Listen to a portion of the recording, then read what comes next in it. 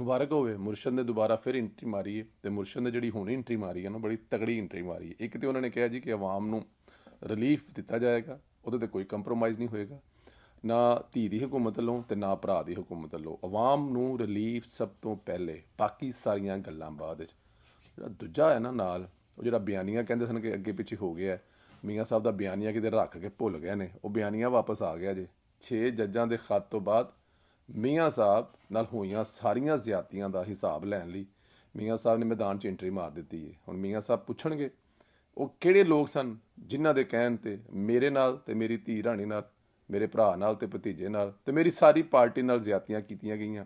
ਉਹ ਕਿਹੜੇ ਲੋਕ ਸਨ ਜਿਨ੍ਹਾਂ ਦੇ ਕਹਿਣ ਤੇ, ਜਿਨ੍ਹਾਂ ਦੇ ਦਬਾਅ ਤੇ, ਜਿਨ੍ਹਾਂ ਦੀ ਫਰਮਾਇਸ਼ ਤੇ, ਜਿਨ੍ਹਾਂ ਵਾਸਤੇ ਲਗਾਓ ਸੀ, ਉਹ ਮੇਰੇ ਨਾਲ, ਮੇਰੀ ਧੀ ਰਾਣੀ ਨਾਲ ਜ਼ਿਆਦਤੀ ਕੀਤੀ ਗਈ। ਮੇਰੀ ਬੁੱਢੀ ਜਦੋਂ ਆਖਰੀ ਸਾਹਾਂ ਲੈ ਰਹੀ ਸੀ ਤੇ ਮੈਨੂੰ ਉਹਦੇ ਨਾਲ 2